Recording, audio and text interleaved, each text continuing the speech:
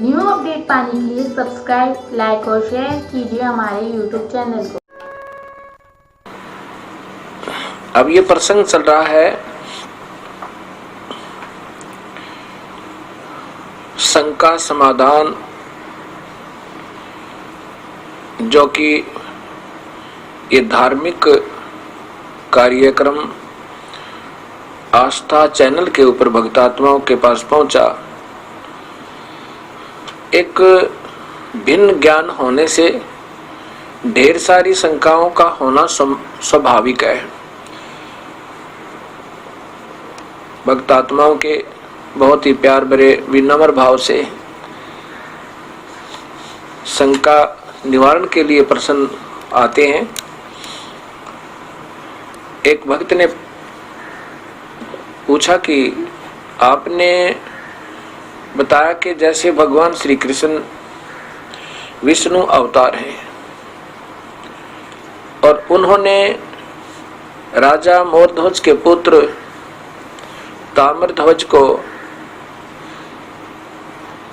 उस ताम्रध्वज के पिताजी और माताजी से ही आरे से 2 भाग करवा के और जीवित कर दिया। बाद में वो बिल्कुल मृत हो गया था। और आप ही ने बताया कि जैसे सुदामा ने भगवान श्री कृष्ण के निमित्त कुछ चावल लेके गए थे, वो भेंट किए थे और भगवान श्री कृष्ण ने एक दुखी जीव को तुरंत सुखी किया।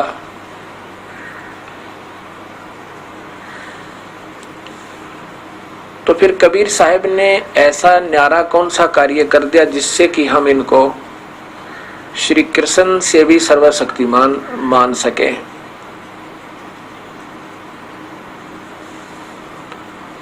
बिल्कुल भक्तात्मा, आपकी जो शंका है बहुत ही अच्छी है। अब जैसे सृष्टि रचना में आपने ये भी सुना होगा, श्री कृष्ण जी विष्णु अवतार हैं और विष्णु जी का केवल एक ब्रह्मांड में एक विभाग है, सतोगुण। जैसे एक प्रांत के अंदर एक मंत्री होता है तो वो मंत्री भी कुछ शक्ति रखता है और वो मुख्यमंत्री से भी मिलती जुलती होती हैं। जैसे कुछ ऐसे कार्य होते हैं जो मंत्री भी कर सकता है लेकिन मुख्यमंत्री के समान नहीं कर सकता। ऐसे कुछ शक्ति मुख्यमंत्री भी राहत देता है, उन मंत्रियों से ज्यादा देता है, लेकिन प्रधानमंत्री जो राहत देगा वो मुख्यमंत्री भी नहीं दे सकता। इससे इनके मिलते जुलते गुण होते हैं। और समर्थता का ज्ञान जैसे ही आपने परिभाषा प्रभु की देखा ये इस पवित्र आस्था चैनल पर, आपको पता चला प्रभु ने किस प्रकार ये विभाग बांटे हुए हैं, प्रभु कौन है, ये सब आपके सामने सचित्र आया। जैसे भगवान श्री कृष्ण ने राजा मोरध्वज के पुत्र ताम्रध्वज को एक लीला करने गए थे, उसमें अर्जुन को साथ लेके और आरे से चरवा के और फिर जीवित कर दिया। इतनी पावर इन भगवानों में है, इसमें कोई शक नहीं। उन्होंने जीवित कर दिया। क्यों कर दिया? क्योंकि ताम्रध्वज की आयु बकाया थी। ये भगवान श्वास नहीं बढ़ा सकते।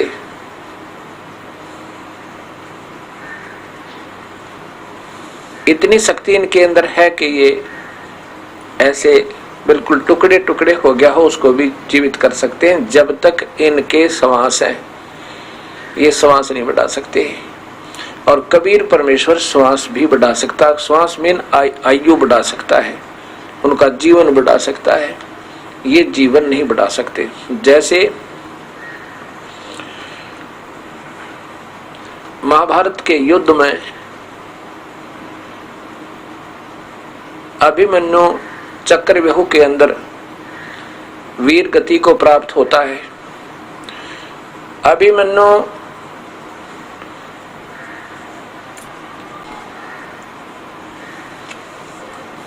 अभिमन्यु भगवान श्री कृष्ण जी के सगे भांजे थे और अभिमन्यु की मृत्यु पांडवों का कुल नाश और सगे भांजे अर्थात सुभद्रा के पुत्र, सुभद्रा श्री कृष्ण जी की बहन थी। अभिमन्यु की मृत्यु भगवान श्री कृष्ण के सामने हो गई, वो नहीं जीवित कर पाए क्योंकि अभिमन्यु का प्रारब्ध इतना ही था, ऐसा ही था। इसलिए भगवान श्री कृष्ण की आयु नहीं बढ़ा सके। और फिर जैसा कि आपने परिभाषा प्रभु की में सुना था, दुर्वासा जी ने श्राप दे दिया था। कब श्राप दिया था? जब द्वारका के जंगल में ऋषि दुर्वासा जी जाकर बैठ जाते हैं। आसपास के क्षेत्र में पूरी द्वारका में ये बात फैल गई कि बहुत ही पहुंचे हुए महापुरुष हैं, भूत भविष्य वर्तमान की सभी बता देते हैं। उस समय द्वारका के कुछ नौजवान व्यक्तियों ने, जिनमें भगवान श्री कृष्ण जी के पुत्र प्रद्युम्न भी थे, उन्होंने एक स्कीम बनाई कि दुर्वासा की परीक्षा लेते हैं। सुना है ये भूत भविष्य और वर्तमान की सभी बता देते हैं।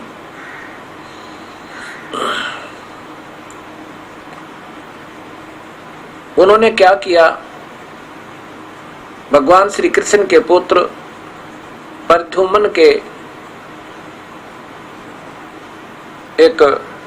प्रद्युम्न को एक लड़की के कपड़े पहना के एक स्वांग बनाया, स्त्री जैसा रूप बनाया, गर्भवती स्त्री जैसा, और गर्भ के स्थान पर पेट के ऊपर एक लोहे का कढ़ाया, छोटी सी कढ़ाई जो होती है, वो बांध ली।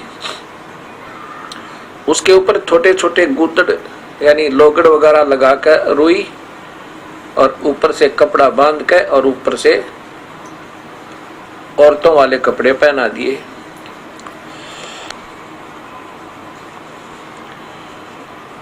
और साथ में एक प्रद्युम्न का एक नकली पति बना लिया। और 10-20 व्यक्ति जाकर के दुर्वासा जी से कहने लगे, हे ऋषिवर, सुना आप भूत और भविष्य की सभी बता देते हो, ये इसकी पत्नी है, ये इसका पति है। प्रभु ने बहुत दिनों के बाद इनको आस बख्शी है, इनको गर्भ रहा है इसकी पत्नी को, और ये उतावले हो रहे हैं, ये जानना चाहते हैं कि लड़का होगा या लड़की। तब दुर्वासा जी ने देखा कि ये मजाक करने आए हैं। दुर्वासा जी में क्रोध बहुत था। एकदम क्रोधित होकर कहने लगे कि यादव कुल का विनाश होएगा, इससे यादव कुल का सर्वनाश होएगा। और बहुत नाराज हो गए, लाल आंखें कर ली, बच्चे वहां से भाग हुए, व्यक्ति सारे भाग लिए। सारी द्वारका में इस बात का बहुत विशेष जिक्र होने लगा, बहुत चर्चा हुई कि दुर्वासा जी ने जो कह दिया वो बहुत ही खतरनाक है, उनका वचन कभी पलटता नहीं, वो सिद्ध पुरुष हैं और यादवों का विनाश होने का श्राप दे दिया। द्वारका के कुछ मौजिज व्यक्ति, समझदार से व्यक्ति भगवान श्री कृष्ण के पास गए और कहा कि बच्चों ने दुर्वासा से मजाक कर दिया और दुर्वासा जी ने श्राप दे दिया कि यादव कुल का विनाश होगा। श्री कृष्ण जी ने कहा कि आप सभी वहां जाओ, दुर्वासा जी के चरणों में प्रार्थना करो, संत दयालु होते हैं, वो बख्श देंगे। कहना कि बच्चों ने मजाक कर दिया, ऋषिवर आप ही के तो बच्चे हैं। वही व्यक्ति सैकड़ों की संख्या में ऋषि दुर्वासा जी के पास गए, अक्षमा याचना की, बच्चों को भी साथ लेकर गए और कहा बच्चों अक्षमा याचना करो, मैं ऋषि जीता है। दुर्वासा जी ने कहा कि भाई मैंने जो कहना था वो कह दिया, अब मेरा वचन वापस नहीं हो सकता, मैं कुछ नहीं कर सकता। अपने बच्चों को पहले समझा के रखा करो, संतों के साथ मजाक अच्छे नहीं होते। सभी व्यक्ति खूब याचना कर ली, जब नहीं माने दुर्वासा जी तो वापस आ गए। श्री कृष्ण जी के पास जाकर फिर कहते भगवान विनाश हो गया, आप तो समर्थ हो, सर्वशक्तिमान हो, जो चाहो सो कर सकते हो, आप ही अब रक्षा करो दाता। श्री कृष्ण जी ने कहा कि भाई ऐसा करो, क्यों घबराते हो, किस चीज से विनाश होगा? इसी से ना जो कड़ाहा पेट पर बांध रखा था, जो गर्भ बना रखा था नकली। सब कहने लगे हाँ जी ऐसा करो, जो कपड़े पहन रखे थे, बांध रखे थे उसके ऊपर का रुई लोगड़ वगैरह, उनको जला दो और लोहे के कढ़ाई को घिसा घिसा के चूरा बना के और जमुना में बहा दो, ना रहेगा बांस ना बजेगी बांसुरी। बड़े प्रसन्न हुए, सभी बड़े प्रसन्न हुए। अब बहुत अच्छा तरीका बताया। सभी ने वो गुदड़ गाभों जितने भी कपड़े उपड़े बांध पैर रखे थे, ऊपर बांध रखे थे, वो जला डाले और उस लोहे के कढ़ाई को पत्थर से घिसा घिसा के चूरा बना के और जमुना में बहा दिया। उस कढ़ाई का एक कड़ा, साइड में दो कड़े होते हैं उनको पकड़ने के लिए, एक कड़ा नहीं घिस पाया। ऐसे आलसी व्यक्ति को दे दिया, उससे वो घिसा नहीं। उसकी ड्यूटी लगाई थी कि तूने ये कड़ा ही घिसाना है सारा, चाहे कितने दिन में घिसा, इसका चूरा बनाकर बहा देना। उसने जब देखा कि सभी अपना काम निपटा कर जा रहे हैं, तो अकेला रह गया। उसने वो थोड़ा सा घिसा था, वो सारा पानी में फेंक दिया जमुना में। किसने देखा, कौन देखेगा इसको?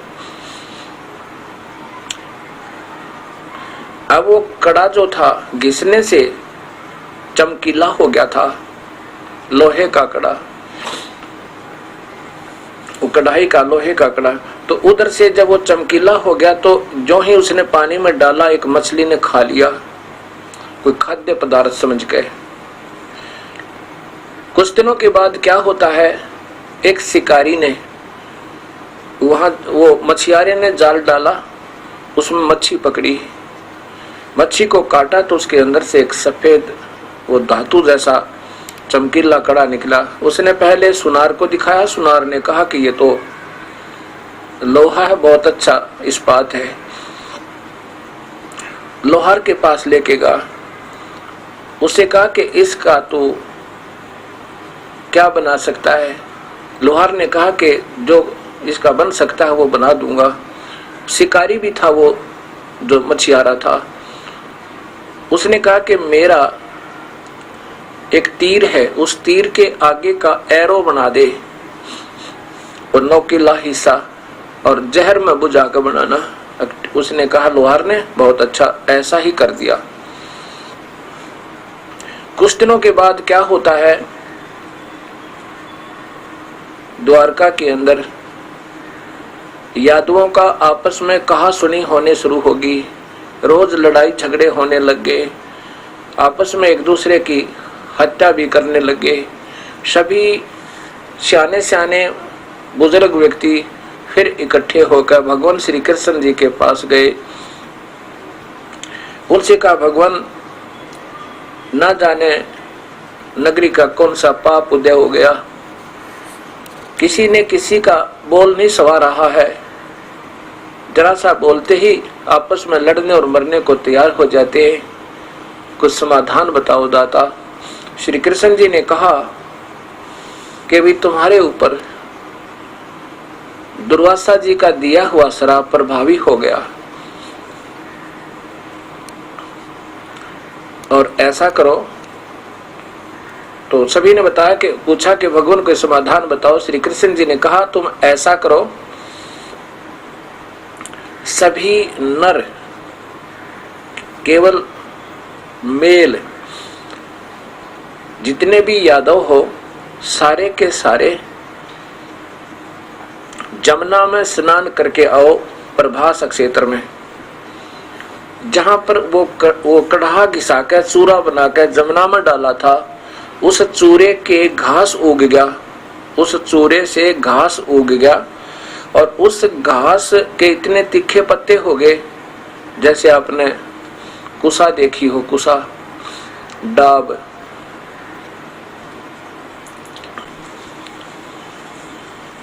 कुसा के बहुत तेज पत्ते होते हैं और यदि उस कुसा का पत्ता कोई उंगली से लपेटा लग जावे, ऐसे खींच लेवे तो आधी उंगली को काट देवे।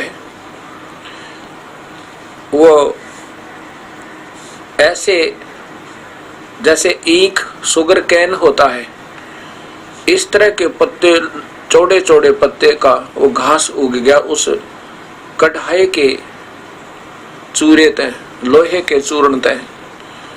अब यहाँ अब वैज्ञानिक व्यक्ति इस बात को नहीं मान सकते, परमात्मा की यही लीलाएं होती हैं।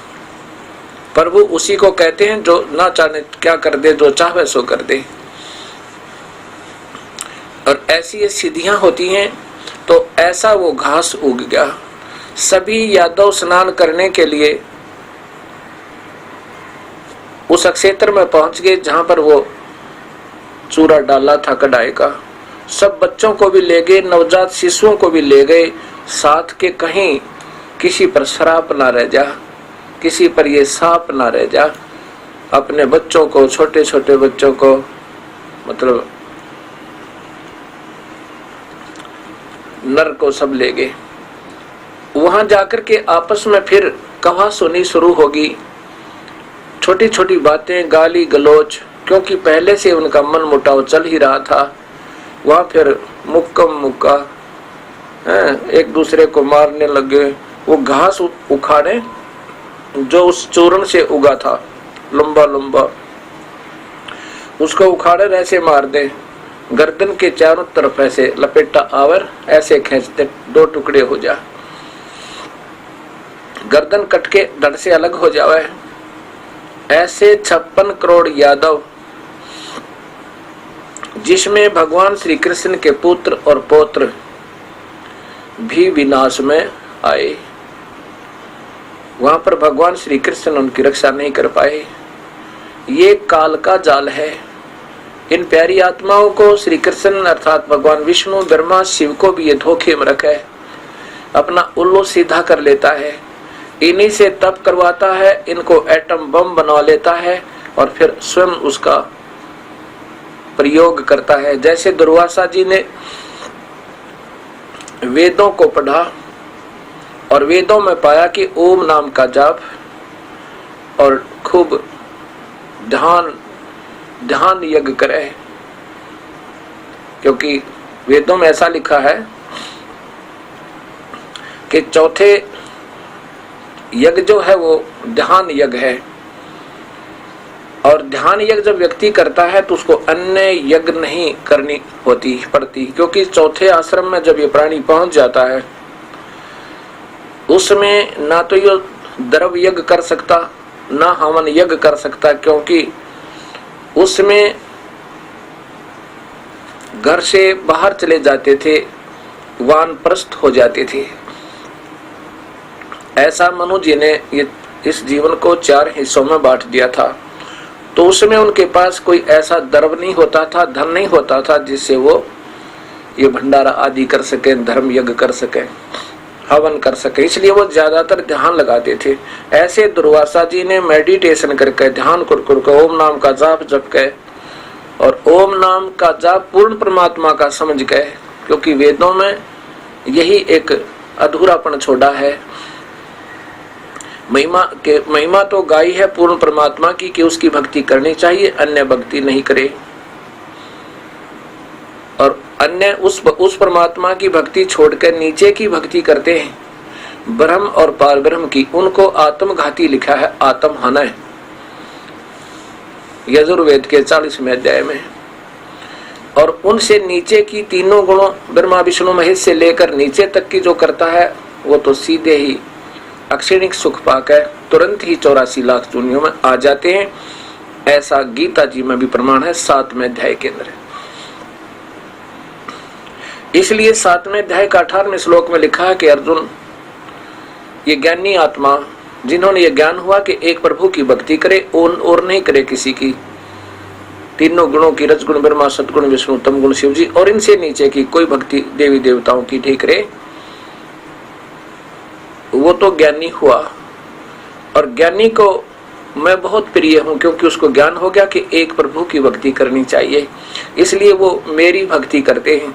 लेकिन वो मेरी ही घटिया अनुत्तम गति में मेरे द्वारा दी जाने वाली राहत में ही सीमित रहे, घटिया अश्रेष्ठ, क्योंकि उनको पूर्ण परमात्मा का सत नाम नहीं मिला, सच्चा नाम नहीं मिला।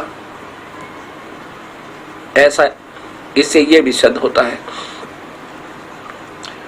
दुर्वासा जी ने ऐसे तप किया और फिर काल ने, इस ब्रह्म ने, क्षर पुरुष ने उसका दुरुपयोग किया, 56 करोड़ यादव का विनाश करवा दिया। भगवान श्री कृष्ण कोई रक्षा नहीं कर सके। और फिर स्वयं भगवान श्री कृष्ण के पैर में उसी शिकारी ने, जिसने अपने तीर का आगे का जो एरो बनवाया था, हिस्सा वो बनवाया था, तीर बनवाया था, विषाक्त उस कड़े के लोहे तय जहर में बुझा गए और वो भगवान श्री कृष्ण के पैर में प्रभास क्षेत्र में मारा था। वो शिकार ढूंढता हुआ घूम रहा था, सारा दिन उसको कोई प्राणी नहीं मिला जिसको वो शिकार बना सके, अर्थात वो कोई मृग वगैरह नहीं मिले उसको। तब वो घूम रहा था, भगवान श्री कृष्ण जी को ये पता लग गया था कि यादव का विनाश हो चुका है, और जाकर के प्रभास क्षेत्र में ही एक वृक्ष के नीचे लेट जाते हैं। ऐसे अपने पैर को दूसरे पैर के घुटने पर रख कर, ऐसे सामने ये पैर का पंजा दिखाई दे रहा था, तलवा दिखाई दे था। उस तलवे में, भगवान श्री कृष्ण के तलवे में एक पद्म था, और पद्म ऐसा चिमक रहा था जैसे कोई 100 वाट का बल्ब दिन के अंदर दिखाई देवे। उसका निशान सा दिखाई देता है कि कोई वस्तु चमकीली है। ऐसे वृक्षों की झुरमट के अंदर से, यानी उनकी टहनियों के जो जमीन पर टिकी हुई थी, उनके अंदर से वो चमक दिखाई दी उस शिकारी ने। उसने सोचा कोई मृग बैठा है, उसकी आंख न दिखाई दे रही है। मृग की आंख समझ के उस पद्म का निशाना लेकर भगवान श्री कृष्ण के पैर में तीर लगा दिया। और भगवान श्री कृष्ण ने जब दर्द से कराहट की तो उस समय शिकारी ने देखा कि ये तो कोई व्यक्ति मर गया। आगे आकर देखता है द्वारकाधीश श्री कृष्ण जी तड़प रहे हैं।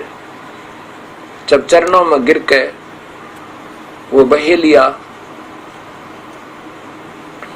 बालिया नाम का बहेलिया, रोता है, गिड़गिड़ाता है कि हे राजन, मुझसे धोखा हो गया। आपके पैर में कोई चमकीली वस्तु है और जिसके मैंने सोचा कोई मृग बैठा है और मैंने धोखे से तीर मार दिया। दाता, ये जहर में बुझा हुआ है, ये मालिक मुझे माफ करना। श्री कृष्ण जी ने कहा कि बहेलिया, बालिया नाम था उसका भी,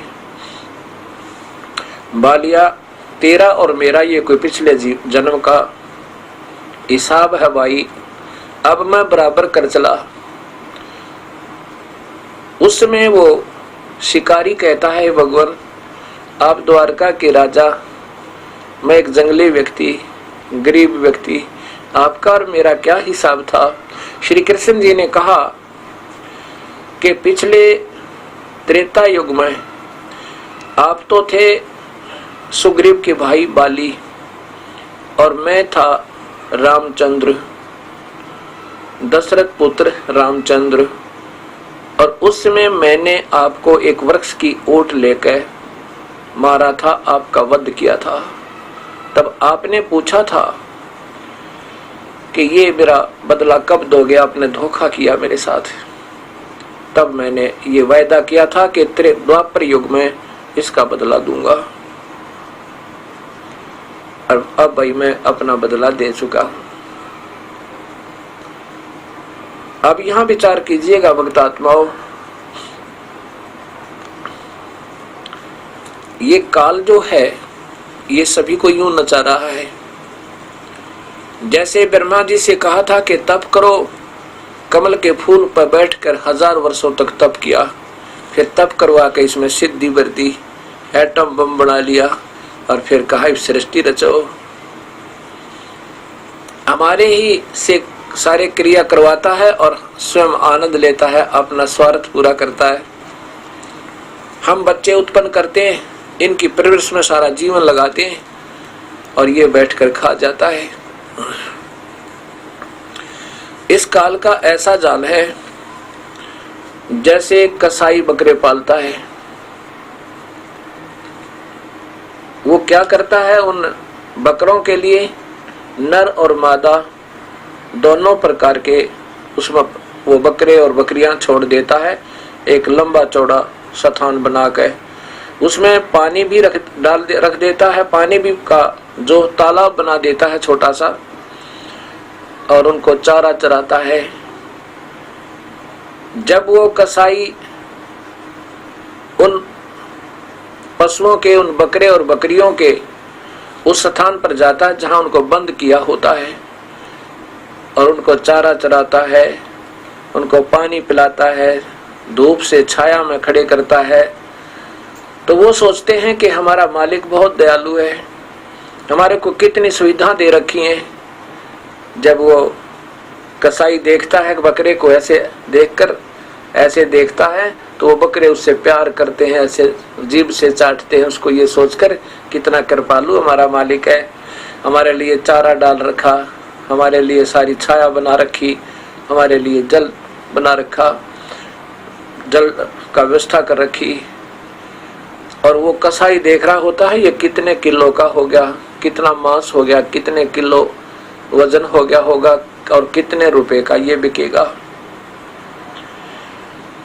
और वो भोली आत्मा उसको प्यार करती है अपना मालिक जान के। ऐसे ये काल हमें दिखाई देता है कि भगवान है। प्रथम रूप तो इसका भगवान जैसा है, लेकिन परम रूप इसका काल है। अभी आपको विष्णु पुराण दिखाता हूं। अब आपको विष्णु महापुराण दिखाता हूं, गीता प्रेस गोरखपुर से प्रकाशित। अब इन लेखकों को पूर्ण ज्ञान न होने के कारण इन्होंने इसी ब्रह्म को परब्रह्म, इसी को पूर्ण ब्रह्म, इसी को शिव, इसी को सब कुछ लिख दिया विष्णु। अब आपको जो परिभाषा प्रभु की आपने देखा, इससे स्पष्ट हो गया कि 3 भगवान हैं, ब्रह्म, परब्रह्म और पूर्ण ब्रह्म। और ईश्वर, परमेश्वर, क्षर पुरुष, अक्षर पुरुष और परम अक्षर पुरुष, अव्यक्त, फिर दूसरा अव्यक्त, उस अव्यक्त से भी परे कोई और अव्यक्त। अव्यक्त का अर्थ होता है जो व्यक्तिगत रूप में सामने ना दिखे, जैसा वो वहां पर है एज इट इज। इसलिए हमारी दृष्टि से बाहर होने से उसको अव्यक्त कहा जाता है। व्यक्त जो होता है जो व्यक्तिगत रूप है, यानी साक्षात्कार, उसका एज इट इज दर्शन हो जाए। अब देखिएगा, ये है गीता श्री विष्णु महापुराण। ये काल से प्रारंभ होती है श्री विष्णु पुराण, और गीता प्रेस गोरखपुर से प्रकाशित है।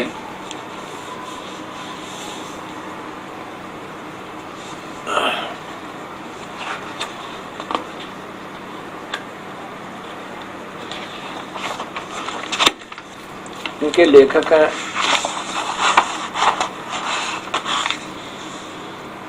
ये देखिएगा नीचे,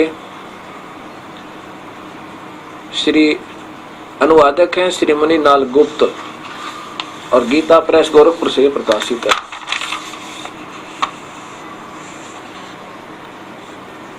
अब इसके 4 और 5 पृष्ठ पे ऊपर देखिएगा, प्रश्न नंबर ये 4 इधर, इसमें नीचे देखिएगा, यहाँ पर है,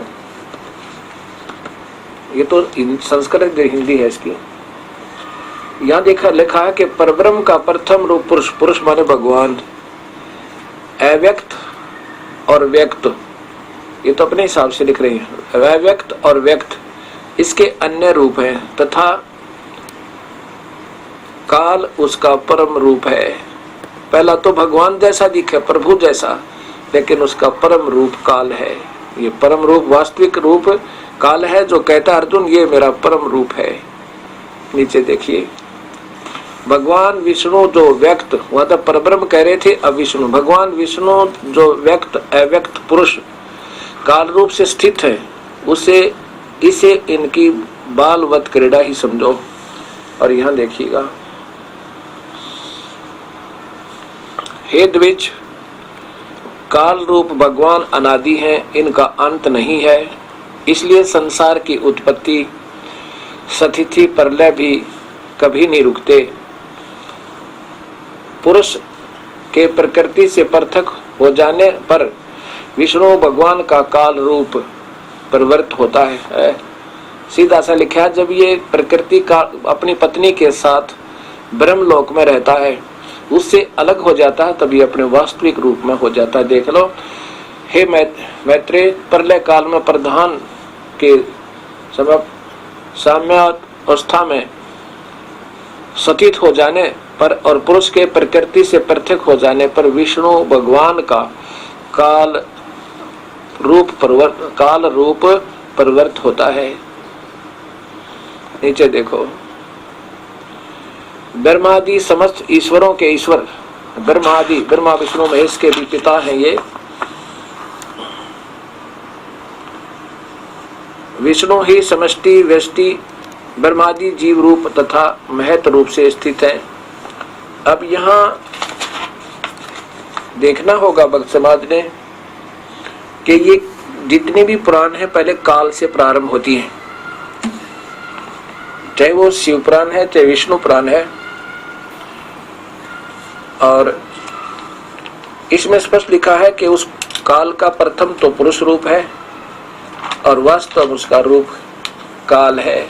जैसे गीता जी में लिखा है कि अर्जुन, ये जो मैंने आपको अपना परम रूप दिखाया, ये ना किसी वेदों में वर्णित विधि से और न ही किसी क्रिया से, न जप से, न तप से, कोई नहीं देख सकता तेरे सिवा, ना पहले देखा और ना ही कोई देख सकता।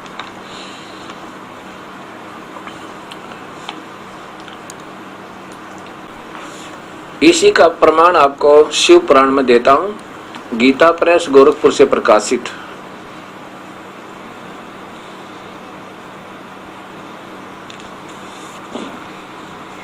इसमें देखिएगा, इनका जो श्री शिव पुराण, संक्षिप्त शिव पुराण, नीचे इनके लेखक हैं, संपादक हैं हनुमान प्रसाद पोदार, और ये गीता प्रेस गोरखपुर से प्रकाशित है। मुद्रक हैं गीता प्रेस गोरखपुर। इनके ये प्रश्न नंबर देखिएगा इधर 100 और 101 पर, यहां से प्रारंभ होता है। ये प्रकृति सर्वेश्वरी, ये तो माया का जिक्र है। प्रकृति देविका, त्रिदेवों की जननी, ब्रह्मा विष्णु महेश की उत्पन्न करने वाली, उनकी माता यही है जिनकी 8 भुजाएं हैं, उसी को प्रकृति कहते हैं। अब यहाँ बताया है कि वे जो सदाशिव हैं उन्हें परम पुरुष ईश्वर शिव, शंभु और महेश्वर कहते हैं। आगे देखिए, यहाँ पर उन्हीं का जिक्र आ रहा है। ये देखो, उन काल रूपी ब्रह्म ने एक ही समय में शक्ति के साथ शिवलोक नामक क्षेत्र का निर्माण किया। ये काल रूपी भगवान ने, काल रूपी ब्रह्म, ये ब्रह्म जो है ये काल है। अभी आपके सामने शिव पुराण बता रहा है, और मैं यही बताना चाह रहा, ये दास भी आपको, कि हमारे शास्त्रों में सब प्रमाण विद्यमान है। और एक बार तो सब भक्तात्मा जो प्रथम बार देखेंगी तो बहुत बुरा लगूंगा आपको, ऐसा लग रहा होगा कि ये तो बहुत संत नादान लगे, हर समय एक दूसरे की क्रिटिसाइज ही करता रहता है। कि नहीं, आपको क्रिटिसाइज नहीं लगेगी यदि आप इस परिभाषा प्रभु की ये शंका समाधान को भी देखते रहोगे। कुछ दिनों के बाद आप स्वयं महसूस करोगे कि हम गलत सोच रहे थे। मेरा कोई उद्देश्य नहीं किसी को बड़ा और छोटा बताने का, ना ही मेरी औकात है। मैं तो एक बहुत तुच्छ बुद्धि का जीव हूँ, आज भी हूँ। मैं तो सिर्फ आपके सामने शास्त्र दिखा रहा हूँ, और एज ए टेप रिकॉर्डर इनको कुछ पढ़ रखा है, कुछ याद कर रखा है, कुछ आपको दिखा रहा हूँ एज इट इज। मेरा तो इतना ही कार्य है। और हो सकता है कोई दास ने कोई टिप्पणी ऐसी कर दी हो, क्योंकि मैं भी दुखी था, तलाश थी प्रभु की। और इन संतों के जो पढ़ते थे, इनके अपने बनाए हुए वेद और गीता को छोड़कर गीता का सरलार्थ भी ढंग से नहीं कर पाए थे, और ना ही वेदों को ढंग से सरलार्थ हो पाया। इसलिए वहां तक तो हम बहुत देर में जाते। पहले तो ये सोचा करते थे कि इन महात्माओं ने, संतों ने, जिन्होंने अपने अपने अनुभव बनाए हैं, उनसे कुछ ले लें, क्योंकि हमारा इतनी हिम्मत नहीं, इतने बड़े वेदों को और गीता जी को हम उनका सरलार्थ समझ सकें, उनका भावार्थ समझ सकें। जिस भी संत की लेखनी सब लेख देखा करते थे, वो ना जाने कहां से शुरू करते थे और कहां छोड़ देते थे, कोई उसका सिर और पैर नहीं मिलता था। अब जब इस दास के ऊपर कृपा हुई, मेरे परम पूज्य भगवान तुल्य मेरे गुरुदेव की, अब याद करता हूं उस दिन को ही। परमेश्वर वो शुभ दिन कैसे आया, कैसे रजा करी दाता आपने। ये मेरे परम पूज्य गुरुदेव जी, उस समय ये दास जूनियर इंजीनियर की नौकरी करता था, और लगभग 5 वर्ष हो गए थे उपदेश लिए ने। तब इन्होंने कृपा बख्श दी, कहा कि नाम दिया करो। इस परमेश्वर तुल्य संत ने इस दास के ऊपर कृपा की। मेरे पूज्य गुरुदेव जी का नाम है स्वामी रामदेवानंद जी महाराज। इस दास को आदेश दिया कि आप उपदेश दिया करो, और कहा था कि मैं तेरे साथ रहूंगा, दूर नहीं जाऊंगा, हरदम तेरे सिर पे रहूंगा। उस दिन के बाद ये दिन याद रहता है, प्रभु कैसे रजा करी। उस समय इस गुरुदेव जी की आयु लगभग 113 वर्ष की थी। अपने जीवन का सारा ही सारे जीवन का इस दास के ऊपर उलेट दिया। कहते हैं गुरु मेहर करे तो कागा से हंस बना दे। हम तो कव्वे थे, कोई भला बुरा नहीं देखा करते थे, हमें हंस बना दिया। और आज उन्हीं के आशीर्वाद का यह प्रमाण है कि सब भक्तात्माओं के सामने ये प्रभु की सत्य कथा आ रही है।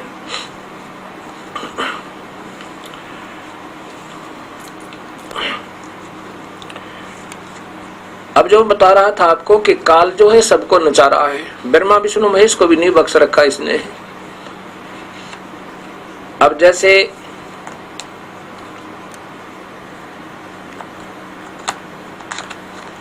आपने पढ़ा था, श्री हंसराज, श्री परम आदरणीय योगी राज परम संत हंस जी महाराज के अमृत के कलश में उन्होंने लिखा है कि अर्जुन ने भगवान श्री कृष्ण के आदेश अनुसार कार्य किया और वो निर्लेप हो गए। युद्ध भी किया, भजन भी किया, फिर उनको कोई कर्म नहीं लगा, वो निर्लेप हुए।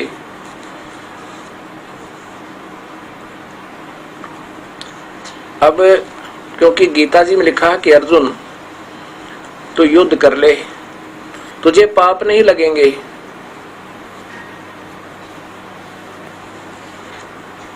ये सर्वविदित है। अर्जुन ने भगवान आदेश पर युद्ध किया और भगवान के निर्देशन में ही रहे वो सारे युद्ध में। युद्ध के बाद जब पांडव विजयी हुए और कौरवों की पराजय होगी, उसमें युधिष्ठिर जी को राजगद्दी दे दी भगवान श्री कृष्ण ने और स्वयं द्वारका चले गए। कुछ दिनों के बाद युधिष्ठिर जी को बहुत बुरे बुरे स्वप्न आने लगे, जैसे कटे हुए शीश के व्यक्ति धड़ जैसे उनके घर में घुस रहे हो, हजारों बहनें विलाप कर रही हो और कह रही थी जैसे कि हे राक्षस राजा, हमारे पतियों के खून पी करके आज तू आनंद मना रहा है। अनाथ बच्चे बिलख रहे हैं, रो रहे हैं, बहन चूड़ियां फोड़ रही हैं अपने सुहाग उजड़ जाने पर। इस भयंकर दृश्य को देख के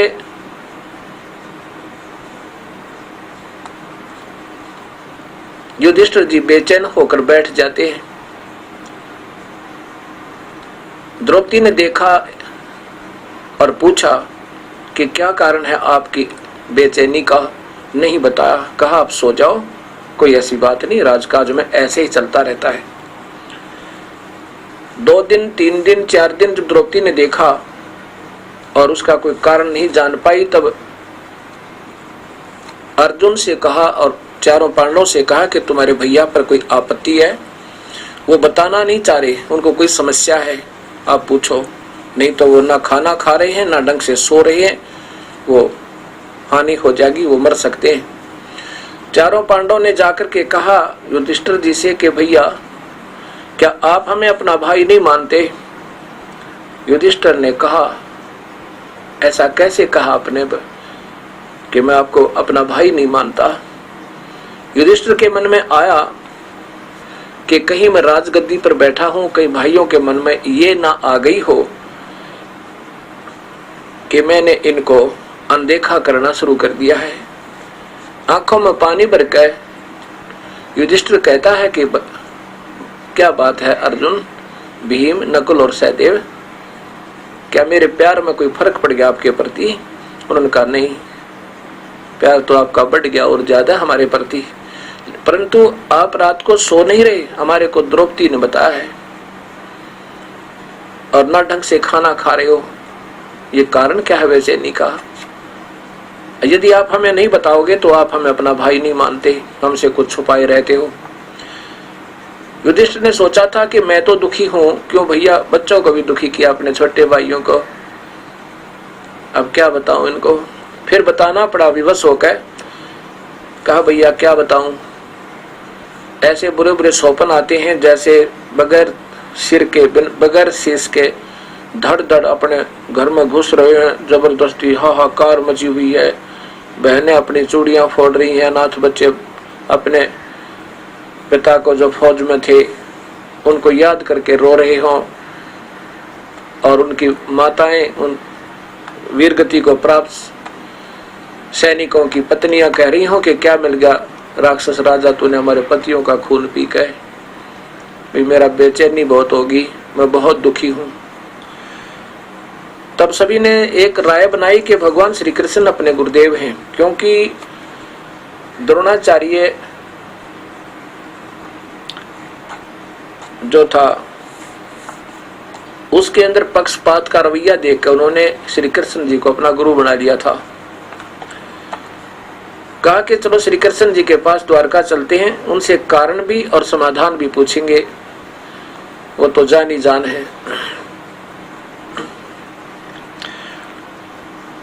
भगवान श्री कृष्ण के पास पांचों पांडव पहुंच जाते हैं। कुशल मंगल के बाद श्री कृष्ण जी ने आने का कारण पूछा, तब अर्जुन ने बताया कि भगवान भैया को रात्रि के समय बहुत बुरे बुरे सौपन आ रहे हैं, सो नहीं पा रहे हैं, बेचैन है, ना कुछ खाना खा रहे हैं ढंग से, बहुत बुरा हाल हो गया है, बहुत दुर्बल हो गए हैं। ये क्या कारण है भगवान? कारण तथा उसका समाधान भी बताइए।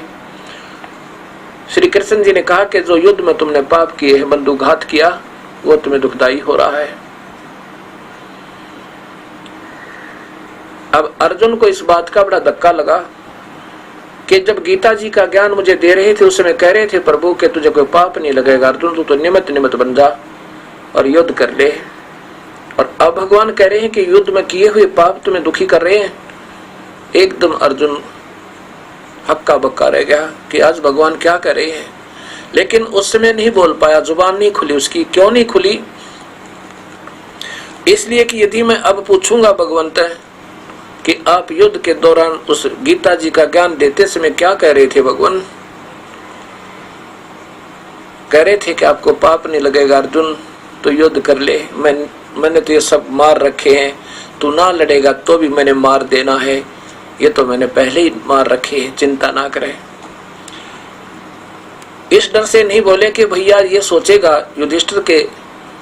अब ये बात विवाद शुरू कर दिया श्री कृष्ण जी से अर्जुन ने, क्योंकि श्री कृष्ण जी ने बताया कि तुम एक अश्वमेध यज्ञ करो, और जिसमें उस समय करोड़ों रुपया खर्च होना था, आज तो अरबों हो जावे, अरबों रुपया, करोड़ों रुपया खर्च होना था। क्या बताया था कि अश्वमेध यज्ञ करो और एक पंचायन, पंच आनन, पंचमुखी एक शंख, अलग से एक सुसज्जित स्टेज बना के रखना और एक यज्ञ करो। जब वो धर्म यज्ञ संपूर्ण होगी, भंडारा होगा पूरा, उसमें अपने आप ये शंख बजेगा। ये शंख आवाज स्वयं करेगा। जब ये शंख आवाज करेगा तो समझ लेना तुम्हारी यज्ञ संपूर्ण हुई, और यदि शंख आवाज नहीं करेगा तो समझो तुम्हारी यज्ञ संपूर्ण नहीं हुई और आपत्ति नहीं टलेगी। अब इस बात को देखकर कि उसमें करोड़ों रुपया खर्च होना था, अर्जुन ने अपनी जुबान को लॉक लगा दिया, ताला लगा लिया कि यदि अब भगवान को टोकूंगा, कहूंगा कि भगवान आप क्या कह रहे थे गीता जी में कि तुम्हें कोई पाप नहीं लगेगा अर्जुन, तो युद्ध कर ले, मैं तो निमित्त मात्र है। और अब मैं कह दूंगा कि आप अपनी जुबान को संभालो, भगवान उस दिन क्या कहा था, मैं युद्ध करने से मना करूं था।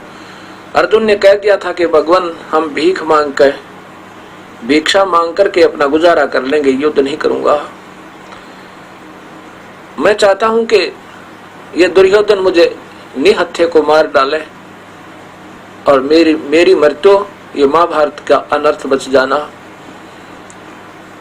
और उस समय भगवान आपने मुझे लड़ाया कह करके कि तू क्षत्रिय है, क्षत्रिय का धर्म नहीं है, युद्ध के मैदान से दूर हो जा, उल्टा हट जावे। तो अब अगर मैंने टोक दिया तो युधिष्ठिर को इस बात की ठेस पहुंचेगी और ये यज्ञ नहीं करवाएगा, ये मर सकता है, फिर पैसा नहीं लगाएगा, मेरे भाई का दुख निवारण नहीं होगा यदि मैं अब भगवान से वाद विवाद करूंगा। तय ये सोचकर करबद्ध होकर कहा कि भगवान जो कहोगे वैसे ही करेंगे, आप हमारे साथ रहना। श्री कृष्ण जी ने कहा कि मैं वहीं आऊंगा, क्योंकि गुरु थे उनके, और कहते गुरु बिन हवन यज्ञ नहीं की जाए, गुरु बिन होम यज्ञ नहीं की जाए, गुरु की आज्ञा माहे रही जाए। श्री कृष्ण जी वहां पर उपस्थित हुए और उसमें यज्ञ की तैयारी हुई। उसमें एक शंख रख दिया अलग से सुसज्जित स्टेज का ऊपर, और उसमें 33 करोड़ देवता, 88,000 ऋषि, 9 नाथ 84 सिद्ध, ये दुर्वासा जैसी, वशिष्ठ मुनि जैसी तोब, ये महापुरुष भी विराजमान थे। 9 नाथ गोरखनाथ जैसे महापुरुष भी विराजमान थे। और स्वयं भगवान श्री कृष्ण और ब्रह्मा विष्णु महेश भी तीनों अपना रूप बदल कर वहां पर आए हुए थे। 33 करोड़ देवता, 88,000 ऋषि। भंडारा प्रारंभ हुआ, सबने भोजन पा लिया, शंख नहीं बजा। उसमें युधिष्ठिर ने भगवान श्री कृष्ण जी से कहा कि हे भगवान, हम बहुत पापी प्राणी हैं, हमारा यज्ञ पूर्ण नहीं हो सकता, हमने तो जुल्म कर रखा है। मुझे याद आ रही है वो युद्ध के दृश्य दिखाई दे रहे हैं, हाहाकार मची हुई थी, खून की नदी बहगी थी। दाता, हमारे ये संकट नहीं टल सकते। भगवान श्री कृष्ण ने कहा कि जिससे ये संकट टल सकते हैं, जिससे ये यज्ञ संपूर्ण हो सकती है, वो महापुरुष अभी तक आए नहीं है। युधिष्ठिर को बड़ी चिंता बनी कि ये महापुरुष, जिसमें इतने बड़े बड़े महापुरुष, नौनाथ 84 सद और मार्कंडे जैसे महापुरुष ऋषि, ब्रह्मा विष्णु महेश, और जिसमें भगवान श्री कृष्ण ने भी स्वयं भोजन पा लिया, तो इनके भोजन खाने से शंख नहीं बजा। तो युधिष्ठिर भगवान श्री कृष्ण के मुख की तरफ देख रहा है, बहुत मायूस सा होकर कहता, भगवान, इन महापुरुषों के और भोजन खाने से शंख नहीं बजा, हमारे संकट नहीं टले। ये दाता, इनसे भिन्न कौन शक्ति है? श्री कृष्ण जी ने कहा कि एक सुदर्शन नाम का सोपच, जिसका वाल्मीकि घर में जन्म है, जैसे सुदर्शन तो उनका नाम था, और सुपच जैसे आजकल हरिजन कहते हैं, ऐसे उनको सुपच कहा करते थे।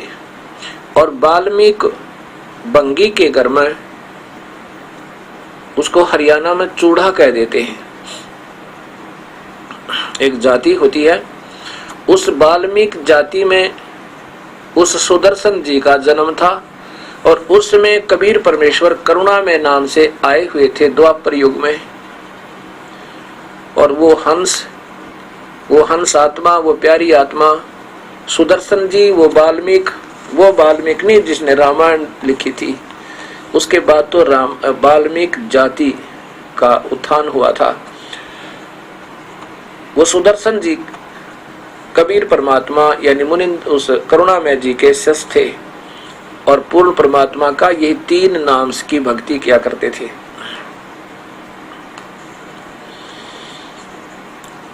वो उनका शिष्य था।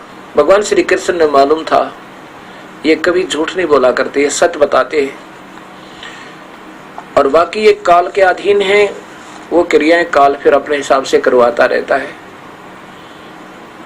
श्री कृष्ण जी ने कहा कि एक सुदर्शन नाम के सोपच ऐसे ऐसे दिल्ली के इस तरफ रहते हैं, वो क्यों नहीं वो आए तो ये शंख बजाए। तब युधिष्ठिर ने कहा कि हमने भीम का उधर जाने का भीम को कहा था, और ये सबको आमंत्रित करके आया है। पता करते हैं कि उन्होंने उस महापुरुष को आमंत्रित किया या नहीं किया। भीम से पूछा कि आपने उस सुदर्शन नाम के सुपच को आमंत्रित किया या नहीं किया, उस महापुरुष को, महात्मा जी को। भीम ने बताया कि मैंने आमंत्रित तो किया था, लेकिन वो तो बहुत कुबोल बोल रहा था, वो कुछ शब्द कहने लगा, मुझे बड़ा गुस्सा आ गया उस पर। श्री कृष्ण जी ने कहा, क्या कहा उन्होंने, जरा बताइए एक बार। भीम ने कहा कि मैंने जब उन महापुरुषों से कहा कि हे महात्मा जी, मैं राजा युधिष्ठिर का, इंद्रप्रस्थ के राजा युधिष्ठिर जी का भाई हूँ, भीमसेन मेरा नाम है, और आपको आमंत्रित करने आया हूँ, कृपा हमारी यज्ञ में दर्शन दीजिए। तब सुदर्शन जी ने क्या कहा, भीम ने बताया कि वो कहने लगा कि भीम, तुम तो अन्यायी और पापी आत्मा हो।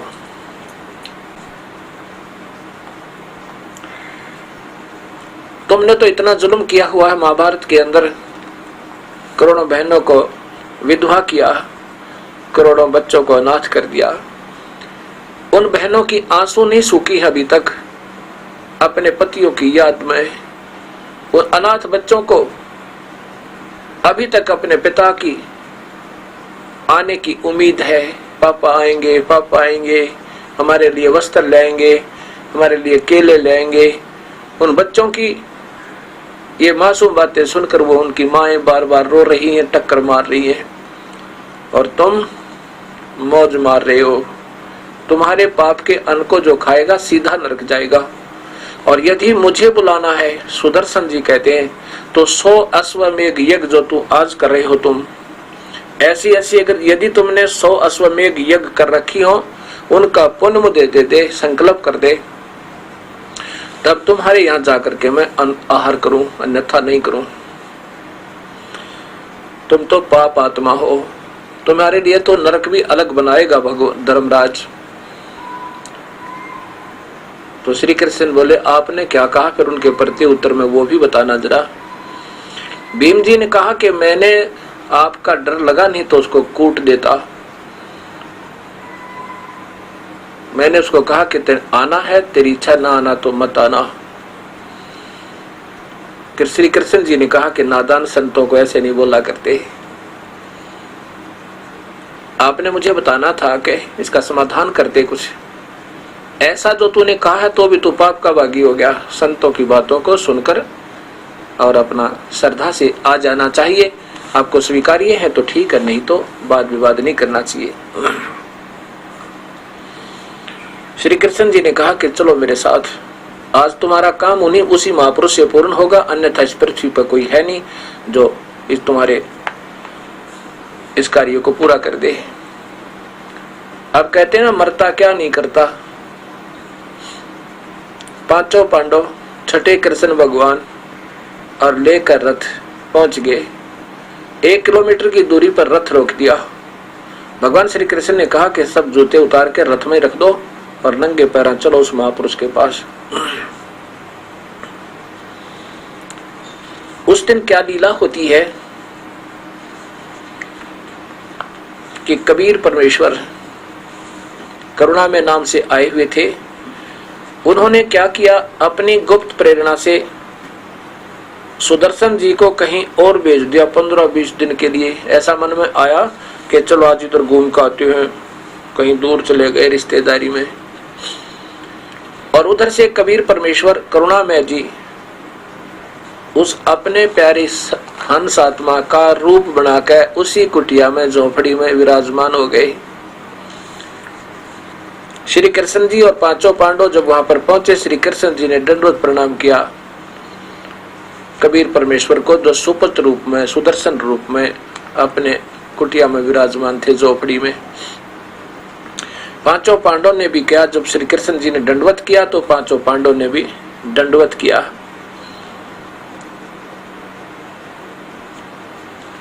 सुदर्शन जी ने खड़ा होकर कहा, हे भगवान, हे त्रिलोकीनाथ, आज कैसे दर्शन दिए। अब मैं सुदर्शन ही कहूंगा क्योंकि वो कबीर परमात्मा स्वयं महिमा नहीं चाहते, वो तो हमारे जैसे दासों को महिमा दे जाते हैं और आप गुप्त रहते हैं। करे करा वैसा ही अमन में लहर उठा और दादू से जीव का वो आप बगल हो जा।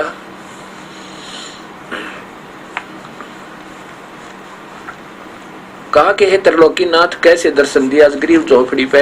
ओहो, इस दास को दंडवत कर रहे हो, मुझे क्यों पाप का भागी बनाते हो। आप त्रिलोकीनाथ, विशंबर नाथ, आप वास्तव में महान हो। श्री कृष्ण जी ने कहा कि रिसीवर, हे परमेश्वर, क्योंकि वो मालिक कबीर परमेश्वर के पास भी वो शक्ति है कि ये बुद्धि खोल देता है।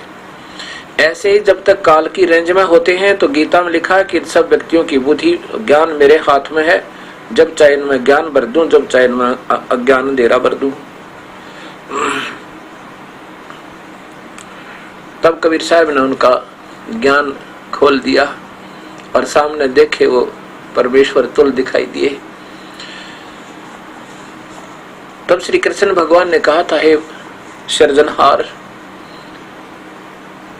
आप एक बार राजा युधिष्ठिर के यज्ञ में दया करो, पग फेरा करो, वहां आपको सभी आमंत्रित करने आए हैं। सुदर्शन जी ने कहा कि मैंने इस भीम को, क्योंकि वो सबसे मोटा तगड़ा अलग दिखाई दे रहा है, मैंने इस भक्त जी से कहा था वो मेरी शर्त पूरी कर दे। तो क्या कहा था कि 100 अश्वमेघ यज्ञ का फल मुझे दो तो मैं तुम्हारे साथ चलूं, नहीं तो नहीं। श्री कृष्ण जी ने कहा कि हे परमेश्वर, आप तो चारों युग में आते हो, आप तो चारों युग में आते हो,